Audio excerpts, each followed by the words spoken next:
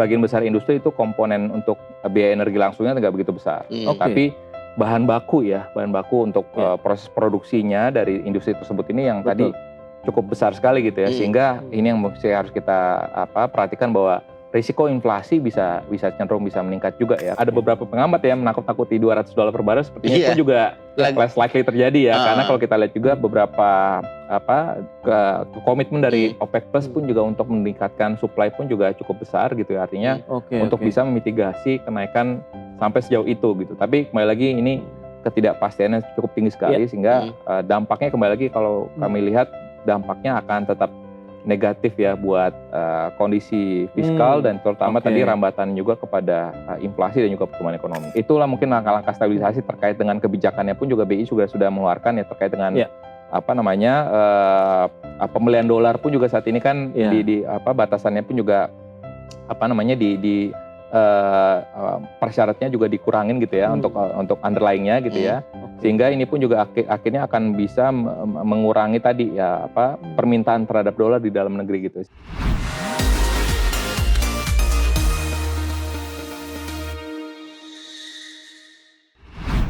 Kayaknya penasaran banget nih. Kemarin Strait Hormuz lagi-lagi terjadi eskalasi cukup tinggi nih. Amerika Serikat lagi-lagi berencana memblokade. Udah dari dalam sama Iran, sekarang dari luar lagi Amerika Serikat. Dampaknya untuk dunia ekonomi, ternyata ekonomi Indonesia gimana ya? Apakah cukup besar? Untuk inflasi, harga barang, kita akan ada ancaman seperti itu kira-kira ya? Itu pasti, karena kita tahu juga ada beberapa upaya-upaya dialog itu. Mediasi sudah dilakukan, Pakistan jadi penengahnya pun belum berhasil sampai ketemu juga nih antara Amerika Serikat dengan Iran begitu. Tapi di satu sisi yang paling krusial kan memang Strait Hormuz, pengayaan untuk nuklir, senjata nuklir di Iran sendiri. Tapi ya lagi-lagi Trump memutuskan untuk akhirnya membuat blokade di Strait Hormuz tadi. Nah itu dia yang bikin kita akan melihat seperti apa dampaknya kesiapan dari pemerintah. Apakah harga minyak makin bergejolak, kemudian fluktuasi rupiah juga akan makin tinggi depresiasinya. Langsung saja kita bahas, sudah hadir ya Pak Joshua Pardede, ini Kepala Ekonom dari PT Bank Permata TBKD. Pak Joshua, terima kasih Pak. Terima kasih Mas. Selamat datang Bapak.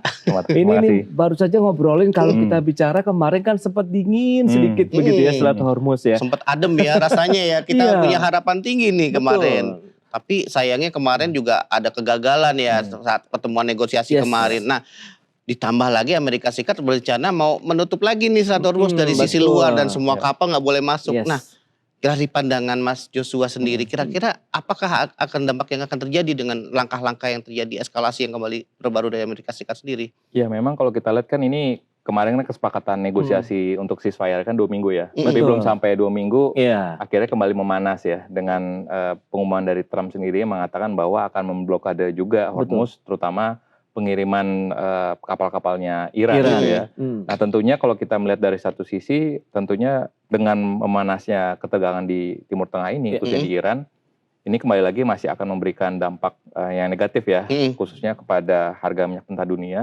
Karena kalau kita bicara Strait Hormuz itu kan berkontribusi sekitar 20% dari lalu lintas perdagangan minyak global gitu ya, dan juga Iran adalah negara terbesar ketiga dari OPEC sendiri gitu ya, sehingga tentunya kalau masih belum adanya kesepakatan yang permanen ya antara Iran dan juga Amerika Serikat, tentu ini masih akan memberikan ketidakpastian ataupun risiko ya kepada harga minyak mentah dan juga tentunya kalau kita melihat tadi karena masih banyak juga kapal-kapal yang belum bisa dibolehkan ya melalui Strait Hormuz, artinya kan ini akan bisa memunculkan peningkatan biaya pengiriman, pengapalan gitu ya.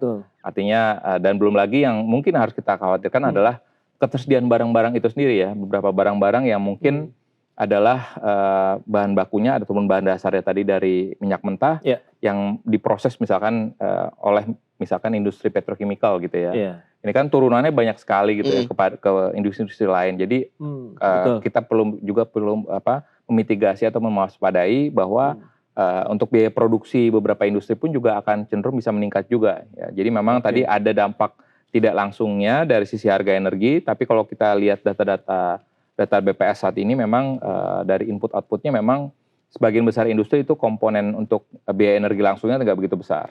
Tapi bahan baku untuk proses produksinya dari industri tersebut ini yang tadi cukup besar sekali gitu ya, sehingga ini yang harus kita perhatikan bahwa risiko inflasi bisa cenderung bisa meningkat juga ya, karena tadi karena produsen ataupun dari sisi produksi ini kan nggak akan selamanya juga ya menahan ya dengan kenaikan biaya produksi yang udah yang dia alami, tentunya tidak akan selamanya pun juga dia tahan terus gitu ya, dan pasti akan pasti juga akan dia melakukan adjustment juga terhadap kepada buyer-buyernya ataupun pada konsumennya. Jadi memang kita perlu mengantisipasi lagi bahwa akan ada potensi kenaikan inflasi secara global. Baik, yang menarik dicermati kenapa Amerika Serikat bisa memilih langkah itu ya. Mengingatkan kita tahu Selat Hormuz sudah dikuasai kontrolnya secara penuh oleh militer Iran aja sudah memberikan goncangan ya terhadap market global, harga minyak mentah dunia juga sempat melonjak di atas 100, kemudian ditambah lagi dengan blokade. Berarti kan sebenarnya double impact juga nih akan dirasakan terhadap dunia. Sebenarnya apa sih kalau misalnya Pak Joshua bisa melihat secara helicopter view ya, apa sih yang diinginkan dari Amerika Serikat dengan memblokade Iran, tapi kan dampaknya justru akan lebih luas lagi begitu. Iya, saya pikir mungkin ini bisa juga latar belakang bisnis ya. Dalam artian kan US kan, Amerika kan juga jualan minyak kan. Jadi kalau misalkan negara-negara lain kalau yang nggak bisa lewat Timur Tengah, ya silakan bisa lewat Amerika Serikat ya. Mungkin itu mindset dagangnya ya.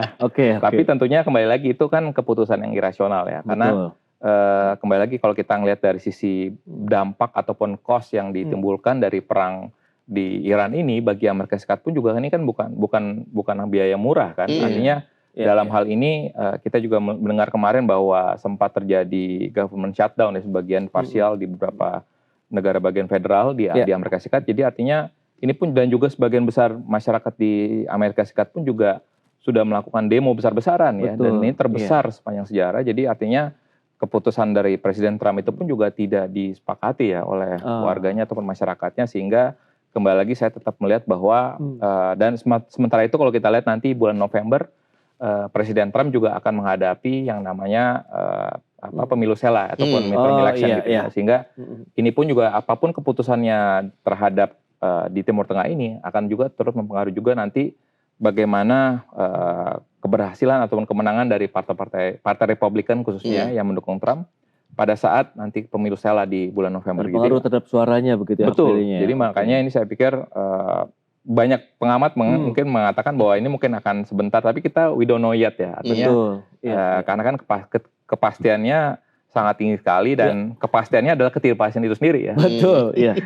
Karena kita berurusan dengan seseorang yang unpredictable gitu ya. Karena setiap hari bisa berubah anytime gitu. Jadi makanya per menit ya. Per menit. Jadi makanya kita melihat bahwa bagi para pebisnis atau pelaku usaha pun juga investor juga perlu melakukan assessment ataupun beberapa skenario ya untuk memitigasi beberapa skenario yang bisa mungkin muncul dari kebijakan Trump. Nah, kalau misalkan itu kan kemarin banyak nih orang yang bilang bahwa kalau misalkan ini bakal berlangsung cukup lama, bakal bisa membahayakan harga minyak bisa naik sampai $200. Nah, apakah mungkin itu akan terjadi gitu kan? Walaupun sekarang kondisinya lagi mendingin ya, sekitar masih stabil di angka 100-an gitu. Itu apakah akan seperti itu juga gitu? Ya, sebenarnya kalau kita mau fair juga, dan ini juga diaplikasikan di APBN 2026 dan juga sebelum-sebelumnya adalah pemerintah selalu mengambil asumsi harga minyak mentah itu berdasarkan rata-rata. Ya, jadi bukan hanya one point harga minyak di satu waktu gitu ya. Memang waktu kan di awal bulan Maret kan sempat ya mendekati $120 per barel gitu ya.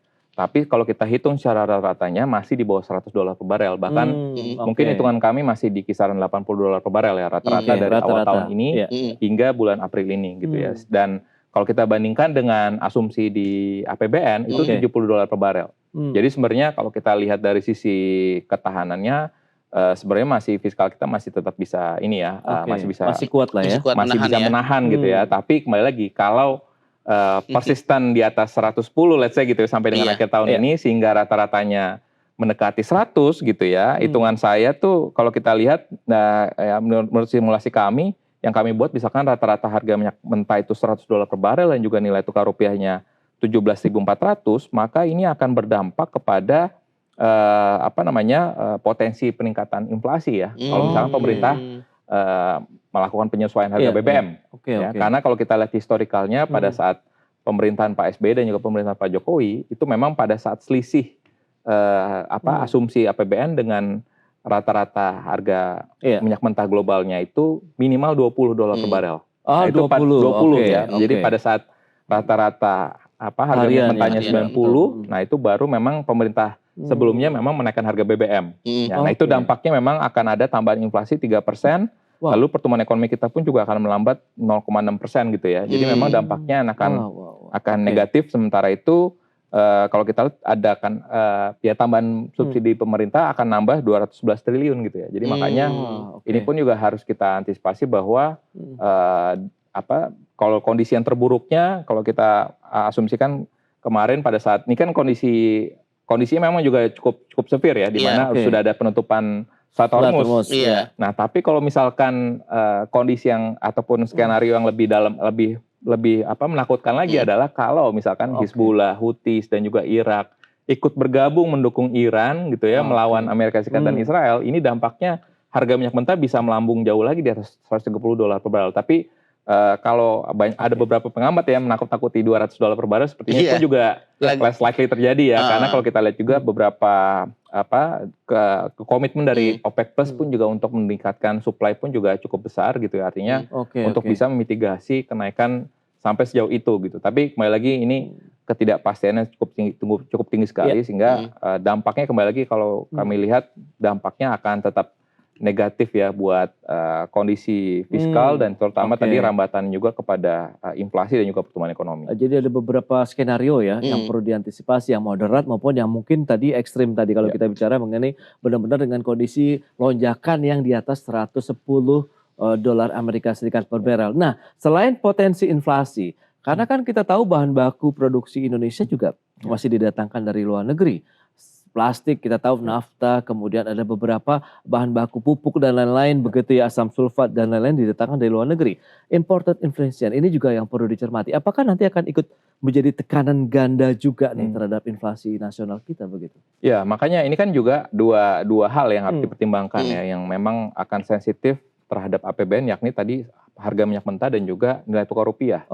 Nah, nilai tukar rupiah pun juga sekalipun memang saat ini beberapa hari terakhir ini tetap di kisaran 17 ribuan ya, 17.100, tapi kalau kita hitung secara rata-ratanya masih di bawah 17.000 ya, masih di 16.900-an.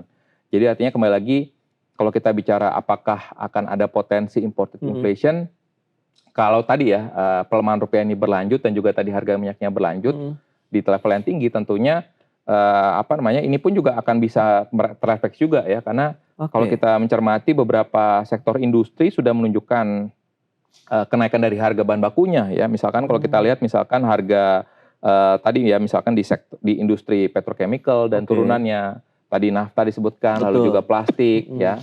Kalau kita lihat juga tadi misalkan dari sisi amonia, pupuk pun juga ini meningkat gitu ya. Sehingga ini pun juga mungkin akan bisa bertranslasi juga kepada ataupun berimplikasi juga kepada misalkan nanti keberannya harga pangan ya, karena kan pangan kan butuh pupuk ya. Kalau harga pupuknya naik pun juga ini akan bisa merefleksikan juga kepada harga pangan kita gitu ya. Sehingga memang all in all sekalipun memang pemerintah sampai dengan saat ini ya masih menahan harga BBM bersubsidi dan juga masih sedang mempertimbangkan ya melakukan penyesuaian harga BBM non subsidi, tapi yang perlu kita harus waspadi adalah tadi dari sisi produksinya ya, karena dengan tadi kenaikan beban produksinya dari sisi pengapalan, shipping, lalu juga dari sisi bahan bakunya yang meningkat gitu ya. Tentunya tidak selamanya juga ya produsen-produsen ini pun juga menahan untuk tidak melakukan penyesuaian terhadap bayar-bayarnya ataupun pembelinya di dalam negeri gitu. Sehingga makanya ini pun juga perlu harus kita cermati, sekalipun memang kalau kita lihat bobotnya ya terhadap inflasi memang tidak sebesar misalkan BBM ya, karena BBM kan ada dampak langsungnya dan dampak tidak langsungnya terkait dengan transportasi, harga bahan pangan, semuanya pasti akan naik.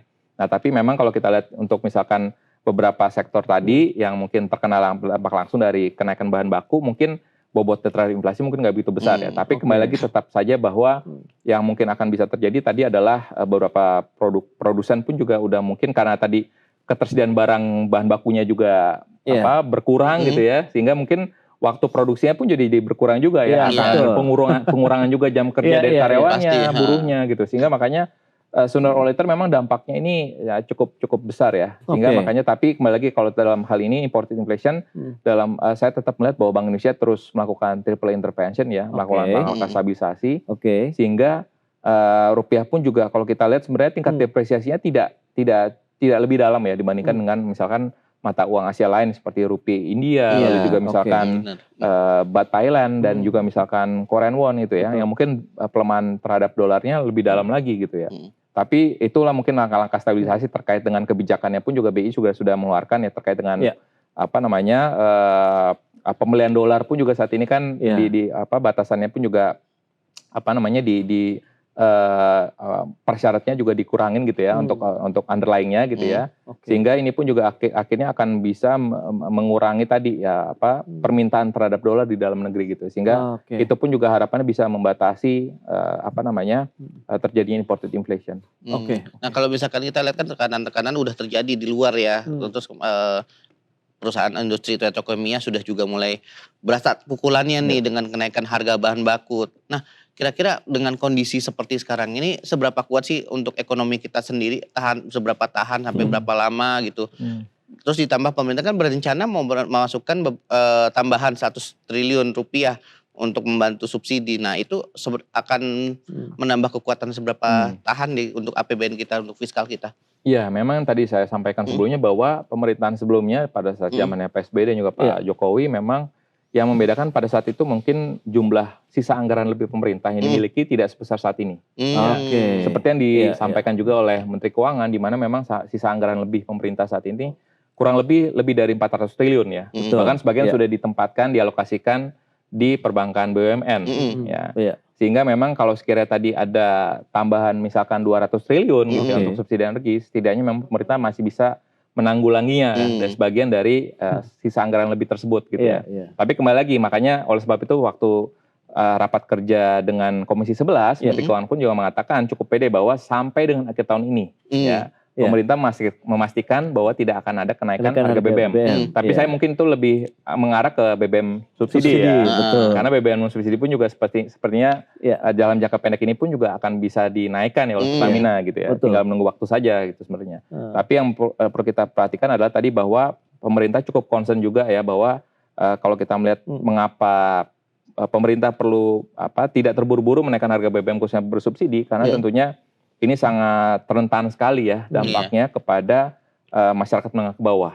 Gitu ya. Sehingga makanya ini yang harus kita perhatikan juga bahwa kalau dalam rangka untuk menahan penurunan daya beli kelas menengah ke bawah, itu saya pikir motifnya cukup bagus ya. Tapi kalau dalam hari ini, kalau pemerintah masih tetap mau mengejar 6% pertumbuhan tahun ini, sepertinya itu juga kurang wise juga ya. Karena kondisinya global pun juga lagi melambat juga. Kemarin juga World Bank juga merevisi ke bawah, OECD juga merevisi ke bawah. Di bawah 5% ya. ADB yang masih positif. Iya, ADB. Tapi itu mungkin kalau bacaan saya mungkin ADB mungkin belum mempertimbangkan ya dampak dari BBM, kenaikan BBM. Sementara itu mungkin kalau saya lihat baik itu World Bank dan juga OECD sudah mempertimbangkan ya dampak dari kenaikan ataupun pemerintah akan most likely akan mempastru juga harga BBM domestik kita. Tapi kalau kekuatan, kalau kita bicara mengenai daya tahan ekonomi Indonesia nih Pak Joshua dan Momo, kita tahu kan fokus pemerintah adalah bagaimana menjaga ekonomi nasional tetap bergerak, tetap bisa menjadi paling tidak booster lah untuk kondisi saat ini. Tapi seberapa kuat juga demand-nya di masyarakat kalau memang tadi ada potensi kenaikan harga-harga entah itu bahan pangan ataupun industri-industri lain yang berhubungan dengan kebutuhan masyarakat, tadi ada plastik, kemudian pupuk dan lain-lain. Ini kan pada saat tiba-tiba ketemu pada satu titik tuh seberapa kuat kita juga bisa menahan gempuran domestik dan berarti global juga Pak Joshua. Iya, sebenarnya kalau kita mau melihat sebelumnya ya, krisis sebelumnya mungkin yang paling dekat adalah Rusia Ukraine ya. Pada saat itu pun juga sebenarnya kan kita juga mengalami hal yang sama sebenarnya. Harga minyak mentah juga naik. Namun di saat bersamaan pun juga harga komoditas ekspor kita seperti batu bara dan juga kelapa sawit pun juga ikut naik. Gitu ya. Dan sebenarnya kalau kita melihat dari sisi sensitivitas ya dari ketiga komoditas itu, dari minyak mentah, lalu juga CPO dan juga batu bara, kalau ketiganya naik berbarengan gitu ya, dengan tentunya kenaikan yang kita ikutin saat ini gitu ya. Sebenarnya dampaknya terhadap PDB kita tuh masih relatif tetap positif ya, karena kita masih eksportir CPO dan batu bara ya. Sekalipun memang mungkin perhitungannya agak sedikit berubah kalau sekiranya pemerintah kan sudah akan memberlakukan B50 nanti kan, pembatasan ekspor CPO juga ya nanti di semester 2 tahun ini. Tapi kembali lagi kalau kita melihat ketahanan kita sudah bisa melihat langsung ya pada saat kemarin terakhir di 2020 pada saat krisis COVID-19, sebagian besar negara seluruh dunia pun juga terkontraksi dalam. Nah, Indonesia salah satu yang tidak terkontraksi dalam. Ya, artinya kita masih memiliki tadi counter cyclical buffer-nya. Ya, dalam hal ini kebijakan fiskal untuk bisa mengerem tadi perlambatan yang mendalam gitu ya. Dan sehingga kami tetap melihat bahwa kalau sekiranya ketahanan, saya pikir ekonomi kita masih ekonomi domestik ya oriented ya. Artinya 55% PDB kita itu masih dari konsumsi rumah tangga. Artinya asal tadi pemerintah bisa memastikan bahwa harga stabil, ya, tidak terjadi kepanikan di level masyarakat gitu ya, di warga. Artinya saya tetap melihat bahwa ini akan bisa mengerem. Pasti memang akan ada potensi perlambatan gitu ya. Tapi perlambatannya tidak sedalam negara-negara lain gitu ya. Sehingga dan juga kalau kita lihat dari sisi kondisi eksternalnya, kita bicara cadangan devisa, ya kan, sekalipun memang 3 bulan pertama tahun ini sudah turun hampir 8 miliar US dollar gitu ya. 3 bulan. 3 bulan dalam 3 bulan ya, dari Januari, Februari, Maret gitu ya. Nah, tapi kami melihat bahwa ini masih mencukupi sekitar 6 bulan lebih ya untuk pembayaran impor dan juga utang luar negeri pemerintah. Jadi ini pun juga saya pikirnya juga akan bisa membatasi meredam juga ya risiko-risiko dari global, karena memang kita situasinya memang momentumnya nggak begitu bagus ya, karena di saat kita menghadapi ketidakpastian Timur Tengah ini, di saat bersamaan di awal tahun kita sudah mendapatkan warning dari MSCI dan juga sudah mendapatkan outlook downgrade ya rating kita dari lembaga rating internasional seperti Moody's dan juga Fitch gitu ya, sehingga ini menjadi semakin berat ya dari sisi bagaimana pemerintah dan juga regulator sektor keuangan untuk bisa menahan atau menjaga stabilitas di sektor keuangan, dan juga di saat bersamaan pun juga perlu memastikan bahwa ketahanan domestik kita ini juga tetap kuat. Orkestrasi akan berada di siapa bolanya, Pak Joshua, untuk bisa menjaga tadi kan, berarti kan harus ada koordinasi yang cukup kuat ya, entah itu pemerintah pusat, presiden dengan pembantu-pembantu dan juga pemerintah daerah tentunya. Ya, kalau kita mengikuti beberapa pernyataan ataupun asesmen ya dari lembaga rating internasional baik itu Moody's dan Fitch kan sepertinya beririsan ya terkait dengan bagaimana dari sisi produktivitas belanja ya, lalu juga bagaimana dari sisi optimalisasi penerimaan negara khususnya perpajakan ya kan. Karena yang mungkin, dan juga dari sisi bagaimana komunikasi komunikasi dari sisi pemerintahnya sendiri yang mungkin banyak kebijakan yang flip flop ya, artinya belum begitu matang, belum terus diumumkan terus akhirnya ditarik kembali sudah cukup banyak sebenarnya, dan juga komunikasi antar menteri yang kurang baik gitu ya. Dan itu sebenarnya sudah ditangkap oleh investor asing gitu ya, dan ini terrealisasi misalkan terlihat dari pertumbuhan dari FDI PMA itu dari kuartal 2 tahun 2025 sampai dengan kuartal 4 tahun 2025 itu pertumbuhannya negatif. Yang padahal kalau kita lihat semestinya 1 tahun ataupun setelah pemilu ya, dalam pemilu langsung sebelumnya itu biasanya FDI langsung naik. Jadi makanya ini harus kita evaluasi juga bahwa memang ada hal-hal dari yang harus diperbaiki juga oleh pemerintah, dan ini sudah ditangkap, di-capture oleh lembaga rating internasional dan juga investor asing ya gitu ya. Dan juga tentunya dalam hal ini kalau kita lihat tadi dari sisi apa yang harus dilakukan dari sisi di sektor keuangan ya, saya pikir ya langkah-langkah stabilisasi ya, karena kalau kita lihat bagaimana dalam jangka pendek ini mungkin nggak cukup banyak ya instrumen yang bisa diupayakan, karena untuk bisa meredam tadi apabila terjadi volatilitas di pasar keuangan, langkah ataupun senjata yang paling manjur itu memang ada pendalam pasar keuangan. Sementara itu pendalam pasar keuangan ini kan nggak bisa kita lakukan dalam waktu 1 malam ya. BI rate udah sempit turunnya, udah nggak ada lagi. Nggak mungkin lagi kan.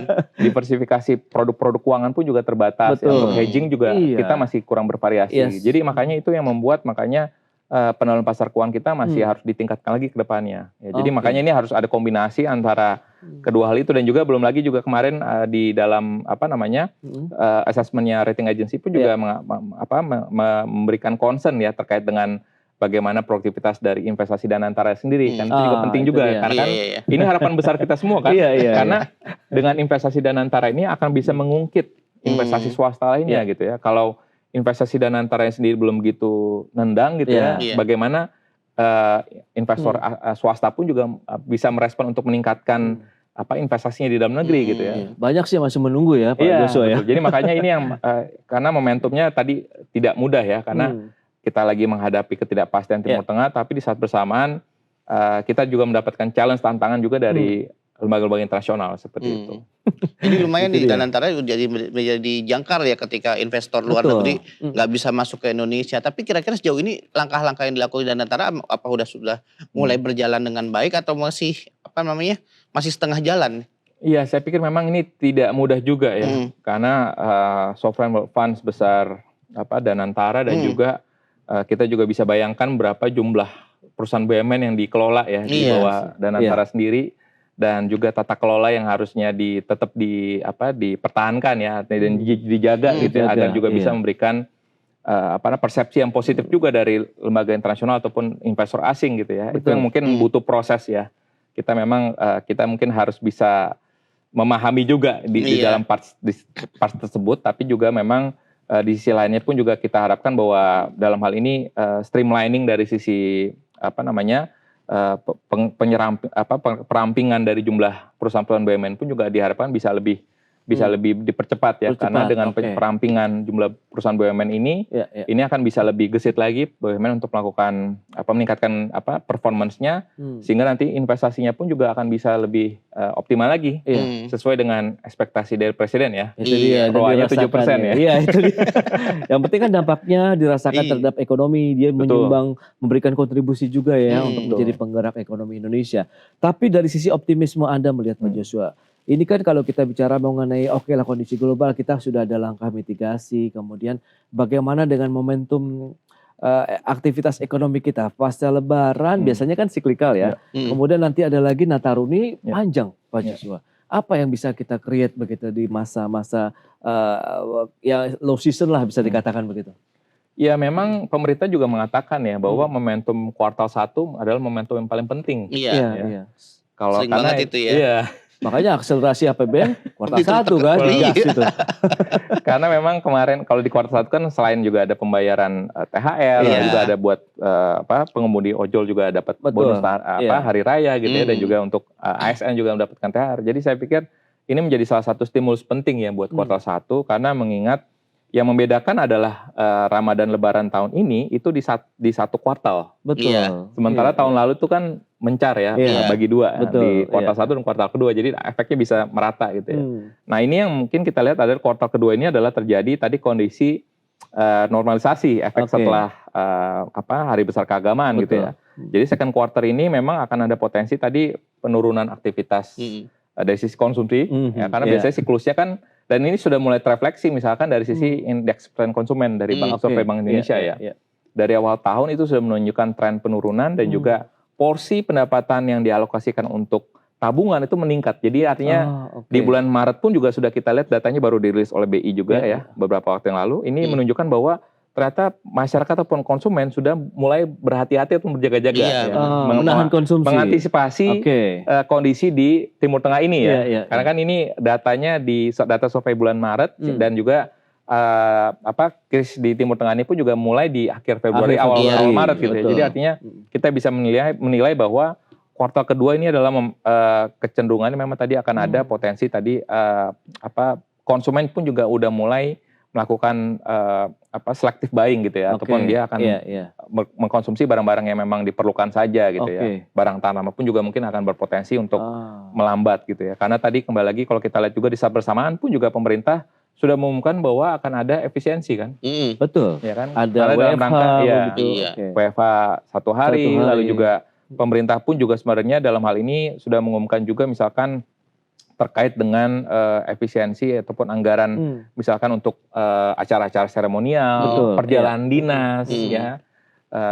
Lalu juga kalau kita lihat misalkan terkait dengan program MBG ya kan, sebelumnya misalkan full 1 minggu ini akan dibatasin sampai dengan Jumat saja dan yang difokuskan untuk yang daerah 3T gitu ya. Itu kan kalau dihitung kemarin menurut informasi dari Menteri Menko Perekonomian kan ini kita bisa berhemat cukup signifikan gitu ya, sehingga harapannya ya tentu pasti akan ada sisi lainnya ya, dimana tadi kalau belanja pemerintah ini juga lambat berarti kan dan juga tadi konsumsi sudah mulai ada indikasi penghematan gitu ya, berhemat, ya tentunya kami melihat memang di kuartal kedua itu akan ada tendensi untuk melambat ya, karena mempertimbangkan juga di kuartal 2 tahun 2025 itu high base. Oh, itu dia. Jadi secara hitungan technicality-nya bahwa kuartal 2 tahun ini memang akan most likely akan melambat, ditambah lagi dengan faktor kontekstualnya adalah tadi kita menghadapi ada sentimen di krisis Timur Tengah gitu ya, sehingga makanya ini harus kita antisipasi bahwa yang bisa dilakukan memang terbatas ya. Kalau dari sisi moneternya, Bank Indonesia kemungkinan berpotensi masih akan mempertahankan dulu sementara waktu untuk suku bunganya di 4,75% dan juga masih melanjutkan pelonggaran dari sisi kebijakan bauran kebijakan BI lainnya ya. Artinya tetap mendorong untuk pembiayaan kepada sektor-sektor yang produktif dan juga yang berdampak langsung kepada masyarakat. Lalu dari sisi fiskalnya tentunya ya itu tanpa mengurangi juga ya produktivitas untuk belanja pos-pos anggaran yang memang berdampak langsung kepada masyarakat.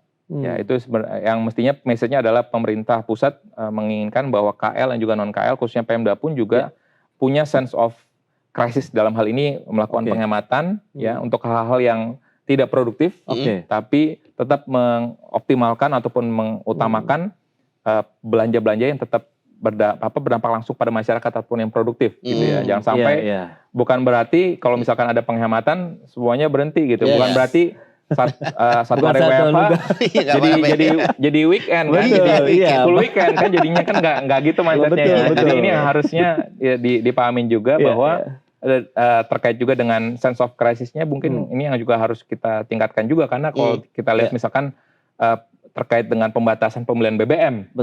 Sebelumnya kan 120 liter per hari per orang ya. Tapi menjadi 50 liter per hari. Tapi kalau kita refleksikan ke konsumsi BBM kita, apakah kita mengkonsumsi satu hari 50 liter? Jadi mungkin 50 liter buat saya bisa cukup 1 minggu kali. Betul. Itu mungkin harus kita adjust juga ya sense of crisis itu, agar tadi masyarakat pun juga memahami bahwa ada tadi penghematan dari sisi efisiensi dari belanja pemerintah, dan masyarakat pun juga di-encourage untuk melakukan spending yang efisien dan juga hemat juga ya, artinya dalam hal ini yang smart buying gitu ya, artinya melakukan belanja-belanja yang memang mendukung kebutuhan sehari-harinya, dan juga harapannya pun juga dari sisi menengah ke atas yang memang cukup resilient ya dalam hal ini, daya belinya dan juga willingness to buy-nya masih cukup tinggi, yang harapannya ini tidak sampai terganggu ya, sehingga makanya kembali lagi kalau kita lihat kan yang akan mesti harus kita waspadai adalah yang kelas menengah ini. Ya, karena yang kelas menengah ini yang tadi dia tidak belum bisa dikategorikan miskin, tapi juga belum bisa dikategorikan kaya gitu ya. Makanya ini yang kelas menengah ini yang mungkin harus kita dukung oleh pemerintah agar tadi karena kontribusi terhadap konsumsi nasional masih tetap besar.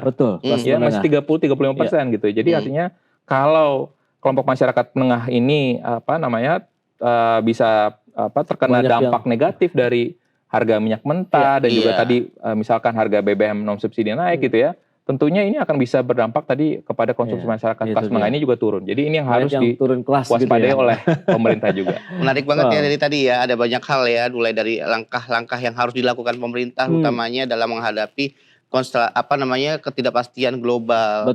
Apalagi juga tadi sempat disebutkan kalau misalkan ada efisiensi jangan sampai menghentikan segala aktivitas. Itu dia yang paling utama memang adalah menjadi solusi pemerintah saat ini adalah menjaga ekonomi domestik kita tetap tumbuh begitu ya. Mungkin dengan beragam kebijakan, bauran-bauran kebijakan fiskal moneter, dengan cadangan-cadangan fiskal ataupun moneter yang masih bisa dimanfaatkan, ekonomi masih bisa bertumbuh di tengah dinamika konflik global yang bukannya mereda tapi cenderung memanas kembali belakangan ini begitu ya. Baik Pak Joshua, terima kasih banyak atas kehadirannya. Terima kasih banyak Pak Joshua.